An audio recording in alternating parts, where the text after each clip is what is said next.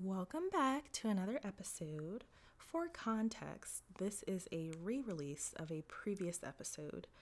I recorded this in June of 2020, not too long after the book was released. I plan to do a follow-up episode comparing the book to the film, now that the film is out, so stay tuned for that. Enjoy! Welcome back to A Idol Podcast, the podcast where I do a book review on a particular book every week. So this week we are looking at The Ballad of Songbirds Snakes by Suzanne Collins. So this book actually just came out a few weeks ago, maybe 3 weeks ago or so. So you can definitely find this pretty much everywhere right now. I know in particular, like Target has a special display for it. So they're in kind of their big promotion. But if you aren't familiar with the author, Suzanne Collins, she actually is responsible for the Hunger Games trilogy, which was super big, maybe about, I guess, maybe eight years ago or so, when the huge boom for young adult books was really going and all of the movies were being made. For example, like Harry Potter, Twilight, Divergent, all this stuff. So the Hunger Games, if you aren't familiar with it, they do have movie adaptations, but Suzanne Collins is the author of those 3 books. Now, this book actually takes place prior to the Hunger Games, and for those that are excited to see what the characters from the trilogy were up to prior to the games, you're not going to really get it in this book because this takes place over 50 years prior to the first Hunger Games. It's about 64 years before Katniss and all of them were introduced. So what we really do get to see, which is kind of nice, is to see a lot of their older relatives. And it's not really explicitly said in the book, but you could tell by the different names that these are relatives of the characters of the original series. Now, because it just came out, there's not like either yay or nay yet, but I'll get to my personal review a little bit later.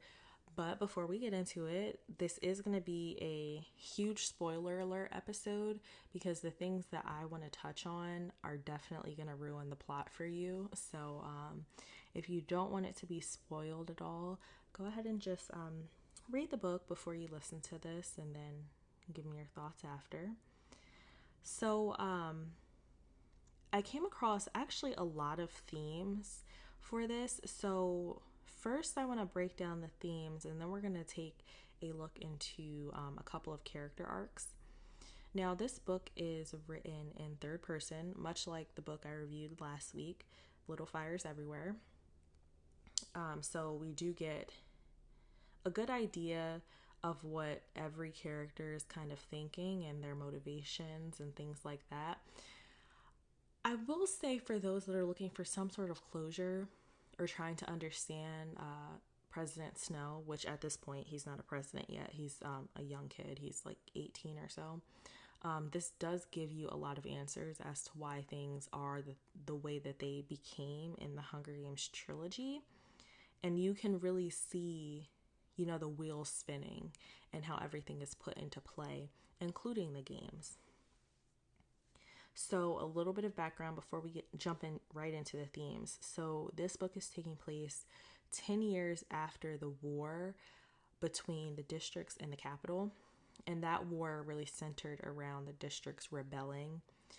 And so because the capital kind of won, and they didn't really give us too much detail on how the capital won. And it's been years since I read the Hunger Games, so I don't quite remember if it was in there as well, but we just know that the capital won because they're on top as of now, basically, even though everyone at this point is on the brink of like starvation, districts and some capital kids alike.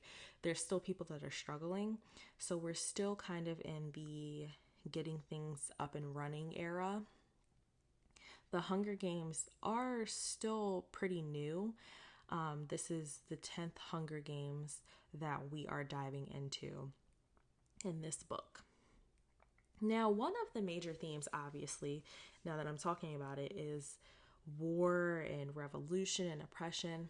And that's one thing that kind of struck a chord with me, because I read this book probably about a week or two ago when we were in the height of protests. And I know there are still protests going on around the world, but I just figured it's really ironic how this book was just released, and the world is it's crazy how it's mirroring some of the aspects in this book. One of the first things we get in terms of references to the war in this book is really the justification for the Hunger Games. And so pretty much, and I believe this is a direct quote I pulled from a few pages in, that forgetting the war and the suffering and the pain that everyone went through could lead to complacency, and then they'd basically be back at square one. So that's kind of the early justification we get for why the Hunger Games are taking place, even though at this point, yeah, the Capitol people are happy that they don't have to endure what they endured before, but a lot of people aren't very happy to remember those times. They lost people, a lot of them starved. So it's just not something they really want to dwell on. And that's really what the Hunger Games does. And I don't know if I've said this yet or not, but the Hunger Games basically is a revenge act of the Capitol, where two kids between the ages of 12 and 18 are selected from each district, and they are thrown into a type of arena, and basically they have to kill each other, and only one person can win. So this is really an act of revenge, and there's a lot of people at this point in the Capitol that are even against the games. They see them as morbid, and so this, again, it shows how early in the stages we are with this entire idea of retribution. Now, another main thing we see opening up with Snow's character is class, and how class and wealth play a huge role into life in the Capitol. Now, they are living in the Capitol, so they're already better off than half of the people, or most of the people, I would say, in the rest of the Panem, which are the districts, which they are getting rationed food, and they're closely monitored by peacekeepers, and their crimes can be punishable by death. So they're already kind of at the top of the food chain, but there's still a class system within. A lot of families lost their wealth, including the Snows, as a lot of their assets were based in District 13, which we find out later was basically just decimated in the war. So there is no District 13 until we find out later that there is. But that's farther down the line. So the Snows really don't have a fortune, and that's really the driving force behind a lot of the decisions that Snow does make. Now, we also see this whole class system with when the tributes are selected and they are brought to the Capitol prior to the actual Hunger Games. They're kind of held, basically they're held in a zoo. So that already tells you that the Capitol, they don't see them as human beings. They don't feed them. People are able to kind of slide them a sandwich if they want, but they're not given any food or water or anything like that. And when tragedy does strike and some of the tributes need medical attention, they are sent a veterinarian instead of a doctor, which it seems very extreme to me. And when you get into the later Hunger Games and how they do everything possible to make sure that the tributes are at their strongest possible point, whereas here, they're not really treating the tributes well. And I know it's all terrible because eventually they send them into the arena to fight to the death, but they just really didn't take care of them at all. And so once most of them get into the actual Hunger Games, they can't even fight. They're weak from hunger. It's really interesting to see how this all started, but they definitely do not view the district people as people. Even Snow's grandmother refers to them as beast and like animal-like. Now, and then again, Snow's primary motivation to following his set plan to success is to reinstate the Snow family name. So now, also we get into, before we jump into my other theme here, we see how class actually plays a part in the kids' lives as well, where at school, Snow and his other classmates have just been given the opportunity to be mentors for the first time ever, and so they are assigned tributes, and he is assigned the girl from District 12, which is basically the person who is the least likely to win the games. And so even the wealth of a family comes into play when we see another one of Snow's classmates who is very, very wealthy gets assigned one of the District 1 or District 2 tributes. And so it's like money can really buy you a win in this. And then we kind of hint at this, but even 10 years in, we already see that the closer districts, districts 1, 2, 3, and 4, stuff like that, they already have some type of favor with the capital. They're still not seen with or given much regard, really, but we see that they're a little bit more, the capital favors them. Another unlikely, but not so unlikely theme here is music. I say unlikely because it's not explicitly discussed. Music really isn't a part of this world because this is like post-war. They're really focusing on rebuilding. Snow is not with the nonsense, so it's not like he's going around singing. But obviously, the title is The Ballad of Songbirds and Snakes. And we find that out really through Lucy Gray later on.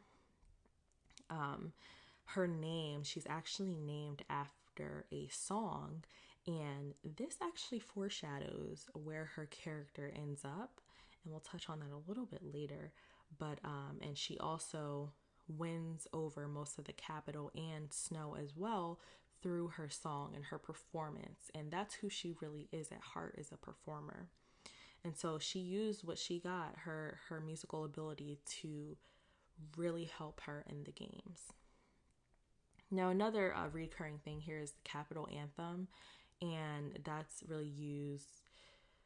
I see it as propaganda, honestly, but a lot of people, including Snow's grandmother, really take pride in it, and they sing it every day. She sang it through the war to show the rebels that they weren't getting to her. But it's also sung at funerals, and obviously most of the capital knows it, and Snow takes pride in singing it very well and very strong. Shows shows how much he loves the capital and his patriotism. Now, I did mention success a little bit earlier, and this is where Snow really reminds me of Elena Richardson from Little Fires Everywhere, in the sense that he has a specific formula to success, and he follows it very strictly, and ultimately it really does lead him to the place that he wants to be. But that includes things like he has to do well in school, and he has to do that in order to get a scholarship to the college. And once he gets to the college, he has the major he's going to get. He knows what job he's going to get. He wants to be president. He's already putting this out into the air. His grandmother is kind of pushing this into him. So he has his plan set out, and he doesn't really mess around. Everything that he does is really to protect that plan and to put that plan in motion and keep it moving. And he sacrifices a lot for that plan. Just one little thing would be he doesn't really have friends. And he doesn't really seem to want friends, but he does attach himself to people with the specific purpose of getting further along in that plan. So he uses his relationships with his classmates and his mentors and things like that. He uses it very wisely. And he's, you know what, I got to give it to him. He did what he said he was going to do, because ultimately we find out later in the Hunger Games trilogy that he does become president. And that's because he's very focused. So now I want to just discuss a few relationships that Snow has, specifically with one of his classmates. And I'm not quite sure how to say this name, so I'll spell it out and then I'll say it how I've been saying it in my head. So it is Sejanus. So I've just been saying Sejanus. I don't know if that's correct or not, but this is the classic old money versus new money here, because Snow's family prior to the war had a lot of wealth. And even now that they don't really have a lot of money, they still have the title of being a capital family, and that still does count for something. But here Sejanus comes with his father's new developments and investments in the war that really made them rich, and they are originally from District 2. And so he finds himself in the capital now, and it's just the classic, here's the new guy, and even though he has money, he's still from the district, so he doesn't really have many friends. And he finds comfort with Snow through what he believes to be kindness. But really, Snow understands that it's important to make allies. And even though he doesn't really like him, he doesn't go out of his way to really make fun of him, because like I said before, he's not really with the nonsense. Has a plan and all of that. Oh, I'm not talking to the new guy just because he's not, petty like that. But it does create a lot of resentment, where Snow would come to school and see Sejanus with his all his goodies and all the food he could afford, and Snow is scraping by, literally drinking cabbage soup every day. Now, we do get to the point where Snow, ultimately, he saves Sejanus a few times, and towards the end of the book, I kind of have to sympathize with Snow, because it's not easy to keep pulling somebody out of something or out of trouble, and they just keep putting themselves in trouble. And it's like, come on, man, like, I've saved you a few times. And it's interesting because towards the end of the book, we see where Snow labels Sejanus as duplicitous, and he was, because he found out he was hiding a few things from him. But it's interesting because Snow has not necessarily a facade, but he does put on a show for people, and he tells people, specifically kind of what they would like to hear in order to get what he wants. And so it was interesting that he labeled him that, and I'm like, really? Like, you're both kind of duplicitous. And then we get to the point where there is a betrayal. And like I said, at this point, and it's towards the end of the book, it's automatic for Snow. He really doesn't do it with much thought. He's already physically moving his hands in order to capture the confession that Sejanus ultimately delivers. And it's almost like muscle memory. It's kind of strange. But then, you know what? It can really be tied to the fact that Snow has incredible self-perseverance. He is not going to let anyone get in the way of his goal. And everything that he does, like I said, is for himself. And so when he came to the point where he had to decide over this friendship or false friendship, or his freedom or his chance to get that ticket to success, it was automatic for him. But then it's, you can almost call both of them traitors, because Sejanus has this deep hatred for the capital and how they treat the districts, which is not unfounded. But he has been pulled out of so many instances where he could have caused himself a lot of trouble, that it would have been wise for him to fall into line. But morally, I get it. But when you want to bring up like the actual laws and the actual rules, he is a traitor. But then when you want to come, if you want to play the friendship role, then Snow is really the traitor. But he was never really his friend in my eyes, so that whole relationship was phony. So, and I think that Snow really used that relationship to his advantage, especially at the very, very end, where I won't give it all away, but we just see how things ultimately land back in place. He took advantage of that whole thing. But you know what? Snow's smart. Snow is very smart. So next, probably, I guess the most important relationship we're looking at here is Snow and Lucy Gray. Now, Lucy Gray is the tribute from 12 who is assigned to Snow. And as a team in the games, they're very intelligent, and once they get it down, how they can operate with each other, how they can win the games ultimately, they're very worthy of that win, I would think, being that they were counted out from the beginning. But they're both intelligent on their own, but as a team, they really made it well. As friends, once again, I do believe that Snow, he had this relationship with Lucy Gray. It didn't provide him much in terms of what he wanted to get out of life, being that he wanted to be president and he wanted to go to school and get that scholarship. But I guess I could attest that this is kind of just something that he's a teenage boy, and so they made a connection, and so that's what really came out of it, is their relationship. Now, again, we get to the point where he only made the decision to go off with Lucy Gray and to go live this life of fantasy where they be happy on their own and there's no capital, there's no district. He only made that decision off of the fear that he would be labeled a traitor, or the embarrassment that might come once he is found being guilty of some crime. So he didn't really make that decision off of his common sense. He made it out of fear. When the opportunity presented itself for him to clear his name, again, he took it automatically before he even realized what he was doing. And it's like Lucy Gray doesn't even matter anymore.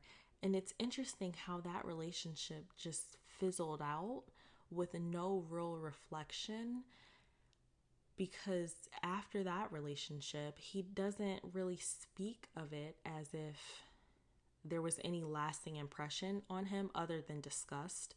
Because once we get to the end of the book, he really just kind of views love and jealousy and human emotions as a weakness, which we definitely see in the Hunger Games trilogy, that he understands emotion very well, and he understands that you can be manipulated through emotion. But he really just sounded bitter and heartbroken. But, he had the opportunity to really live a normal life with the person who he claimed he loved. But again, he's out for himself and his own success.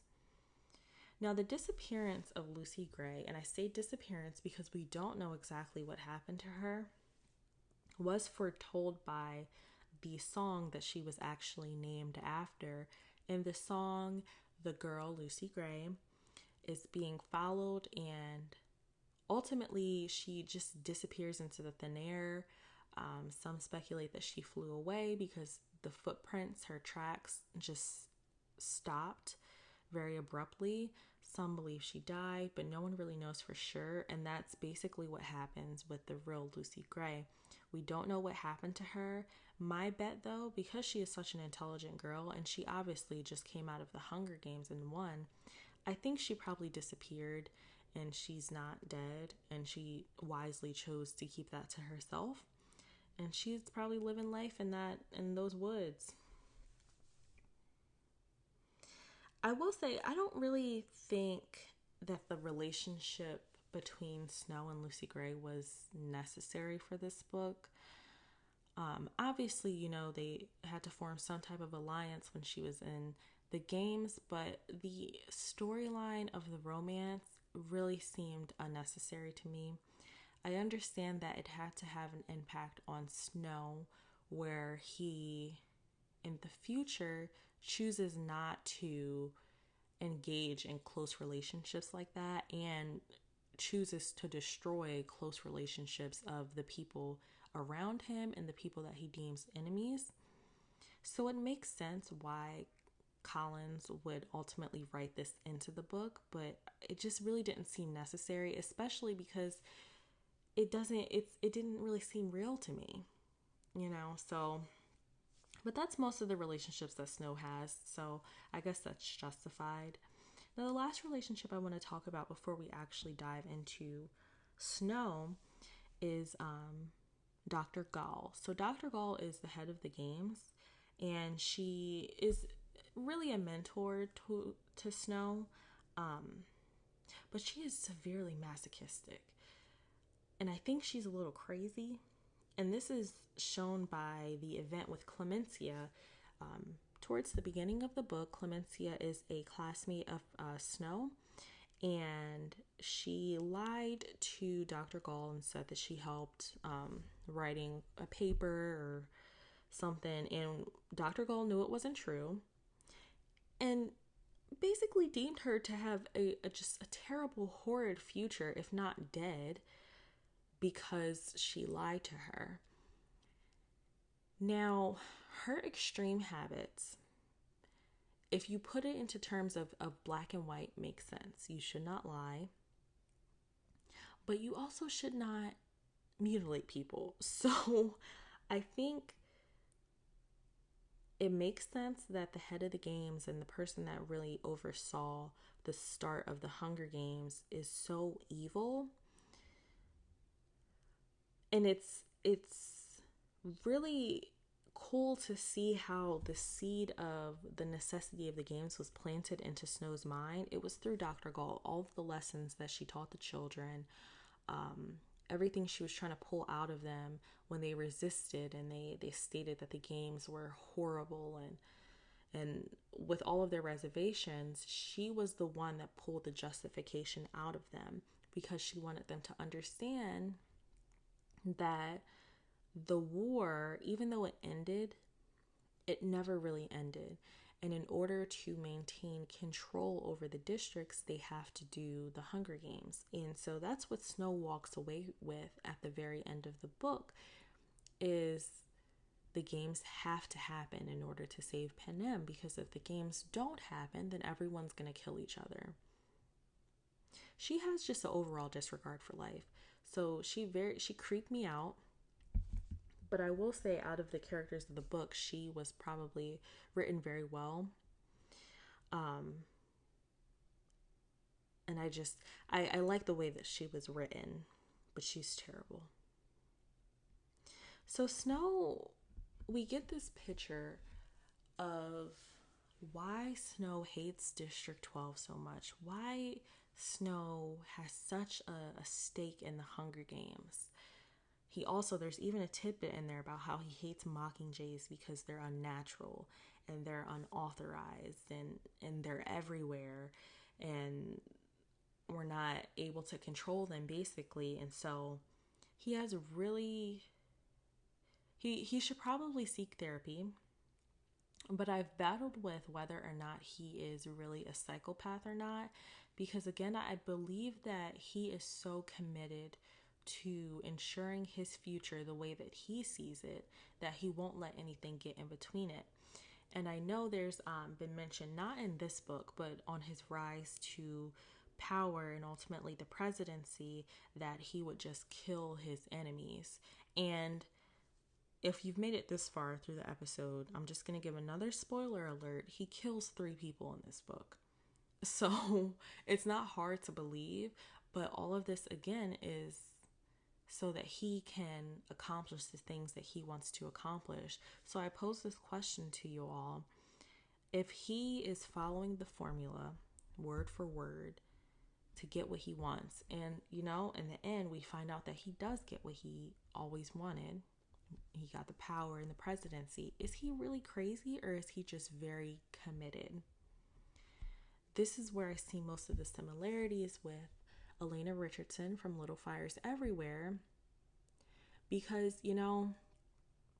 they don't understand the people around them, because they don't understand why they won't sacrifice to get their ultimate prize, whatever that prize may be. There's sacrifice in it. There's going to be uncomfortable things. There's going to be people you have to betray, or people you have to kind of just roll over to get what you want. And they both do that. And once they both get what they want, Elena being getting the husband and the children and the career, and then Snow getting the presidency, they both kind of go crazy. So is it really worth it? I think just from these fictional characters, obviously I can't speak for real life people, but I don't think they're crazy for sticking to what they want to do. They just are very cold in doing it because they hurt the people around them. But they go crazy either way, because once you get what you've been working your whole life to get, there's nothing else to do. So anyway, that's pretty much it for the Ballad of Songbirds and Snakes. I like the book. I just thought that the relationship between Snow and Lucy Gray was wasted space because once you finish the book, it's kind of like the relationship never happened. And everything that relationship taught us about President Snow could be interpreted through the relationships with other people, with his friends, with his classmate, with Sujanus, and basically understanding that he'll do whatever it takes, even if it's throwing his friend under the bus, to stay in the good graces of the capital. We didn't need the Lucy Gray relationship to see that. So that was probably the only thing I didn't really like about the book. I felt it probably could have spanned across a longer time period, because in this book we're only going through a few months maybe. I really wanted to hear more about Snow's actual rise to presidency, and maybe like 10 years after this book ends, or 20 years after that, or something like that. I don't know if Suzanne plans to release a sequel or anything like that, but that's what I was expecting going into this book, was more information on his political rise. But this definitely gave us a good understanding of why he is the way that he is, and how all of these lessons and seeds that were planted into his mind as a teenager just grew into ideas that we see in the Hunger Games and philosophies. So I did like that aspect of it. I just would have liked a little bit more. But it's definitely very relevant, because there's talk about oppression and revolution, and so it was a little eerie to read that. But it's a good book. I would totally buy it on Amazon or Kindle or something like that. Target's a little pricey, but you can definitely get it there. So next week, I have not decided which book I will be doing a review on. I just bought 3 more, because although Target is pricey, they had a book, buy 2, get 1 free, a book sale. So I bought 2, got 1 free. So I'm deciding right now, but that's all for this week. So I would love to hear your thoughts. You can follow us on Twitter at AIdol Podcast. If you have any suggestions, comments, concerns, definitely leave a review. You can email us at a.idolpodcast@gmail.com. And that's all for today. I hope everyone has a wonderful, wonderful weekend.